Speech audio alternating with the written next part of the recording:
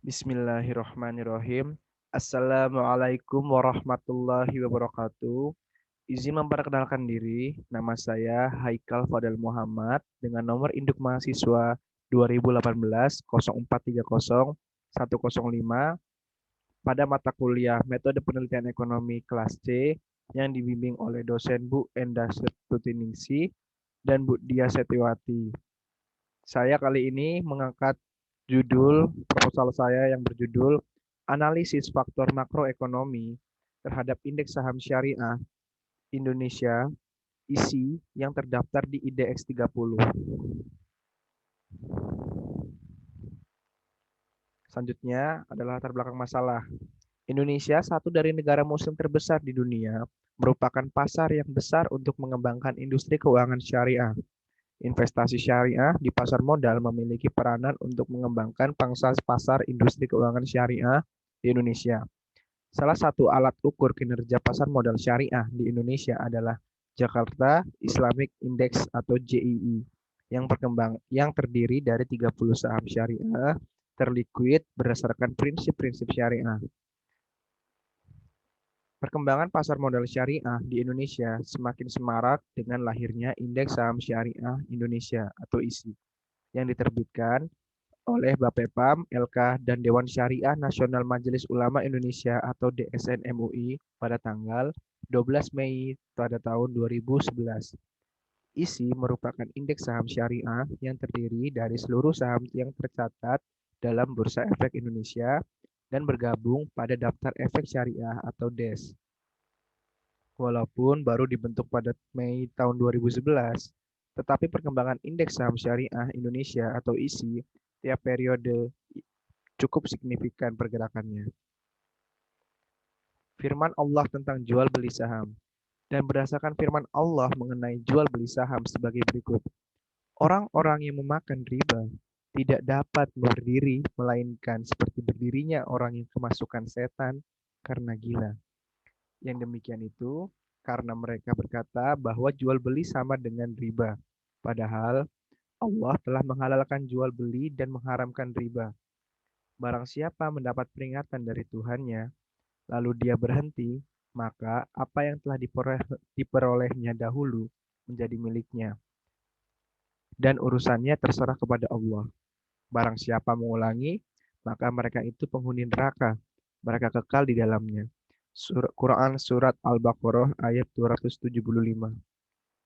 Variabel penelitian yang saya ambil yaitu perubahan yang terjadi pada faktor makroekonomi seperti inflasi, suku bunga, dan nilai tukar rupiah, nilai tukar mata uang akan direaksi oleh pasar modal sehingga faktor tersebut berpotensi untuk mempengaruhi terbentuknya harga saham.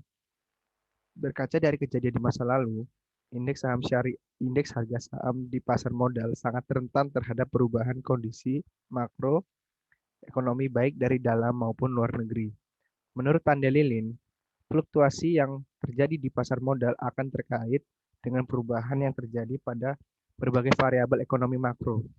Perubahan yang terjadi pada faktor makroekonomi yaitu seperti inflasi, suku bunga, dan nilai tukar mata uang akan direaksi oleh pasar modal sehingga faktor tersebut berpotensi untuk mempengaruhi terbentuknya harga saham. Perubahan yang terjadi pada faktor makroekonomi merupakan salah satu bentuk resiko dalam melakukan investasi. Lalu tujuan penelitian.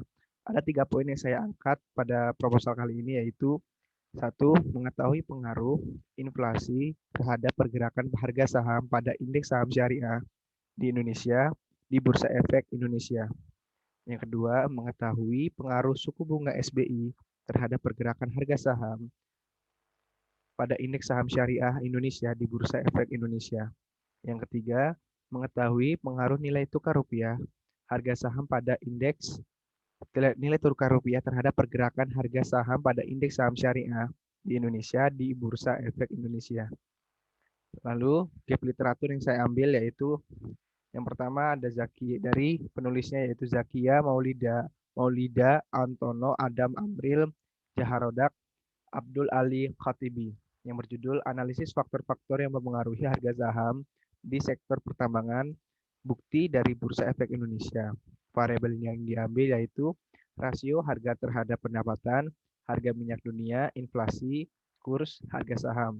Dengan metode penelitian yaitu pendekatan analisis data panel dan FU10 digunakan untuk menganalisis data. Variabel yang saya ambil di sini yaitu adalah adalah inflasi dan harga saham. Lalu yang kedua yaitu dari Gusti Ayu Purnawati, judulnya yaitu pengaruh struktur modal dan profitabilitas terhadap harga saham, studi sektor manufaktur di Bursa Efek Indonesia dengan variabel struktur modal, profitabilitas, dan harga saham. Dengan metode penelitian yaitu menggunakan analisis jalur atau path analysis. Jadi variabel yang saya ambil di sini adalah harga saham.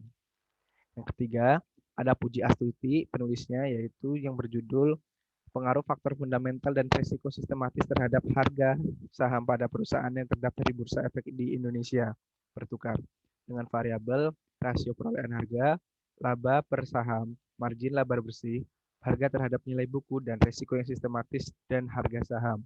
Dengan metode penelitian yaitu regresi pool. Di sini saya ambil variabelnya yaitu harga saham. Yang keempat, ada Ati Herawati Angger Setiadi Putra dengan judul pengaruh analisis fundamental terhadap harga saham atau kasus industri makanan dan minuman dengan variabel rasio ekuitas hutang, pengembalian aset, rasio saat ini, rasio pendapatan harga, total perputaran aset, dan harga saham. Dengan metode penelitian yaitu uji Chow and Common, metode efek atau metode efek tetap, uji Hausman Long Range Multiplier atau LM adalah pengujian untuk melihat model yang paling sesuai untuk digunakan antara model efek acak atau model efek umum atau OLS.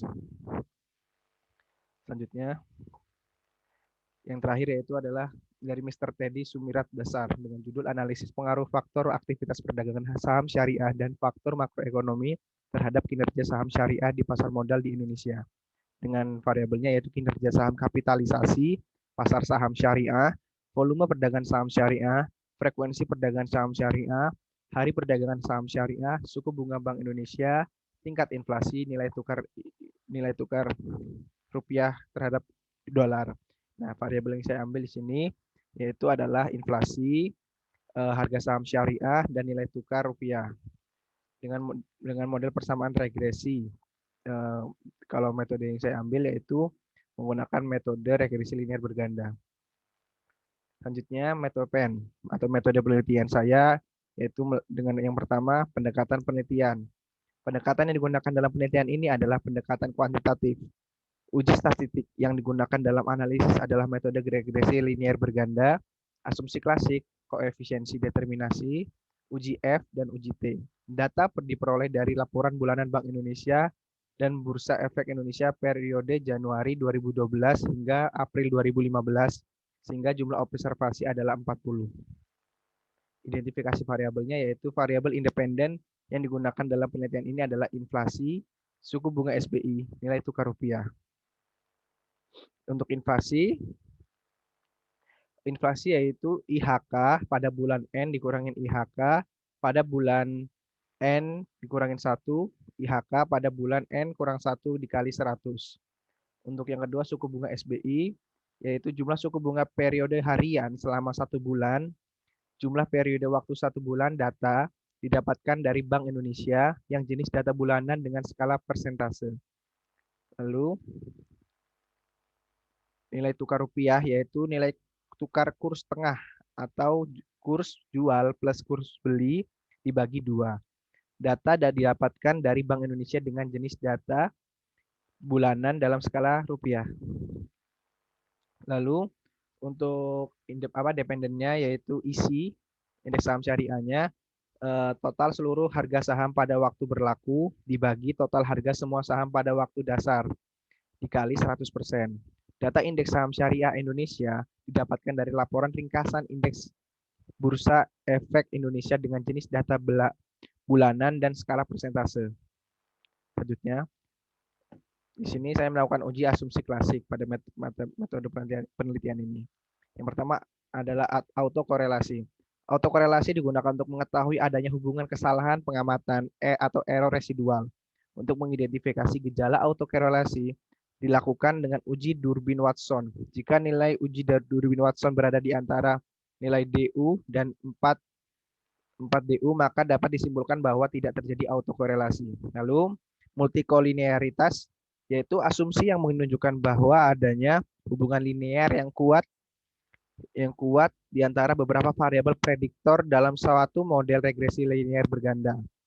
Model regresi yang baik tidak ditemukan multikolinear atau korelasi di antara variabel bebas. Lalu heteroskedastisitas, yaitu untuk melihat dari model regresi yang memiliki varian tidak konstan. Uji yang digunakan untuk mengetahui ada tidaknya gejala heteroskedastisitas yaitu dengan scatter plot. Lalu uji normalitas. Uji normalitas digunakan untuk melihat model regresi variabel independen dan dependen telah memenuhi syarat distribusi normal. Lalu uji regresi linear berganda.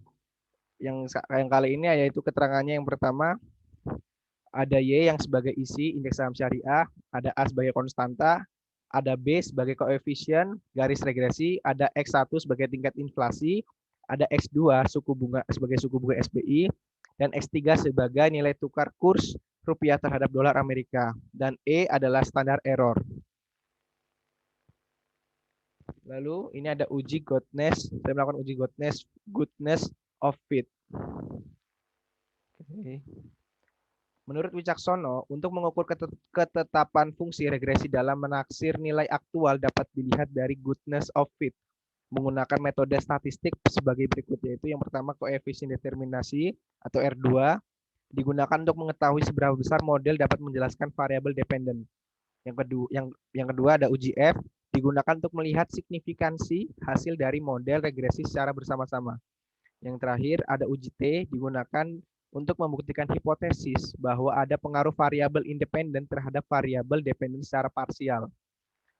Oke, terima kasih. Ya, mungkin dari presentasi proposal saya yang dapat saya sampaikan, lebih dan kurangnya saya mohon maaf. Saya akhiri. Wassalamualaikum warahmatullahi wabarakatuh. Terima kasih.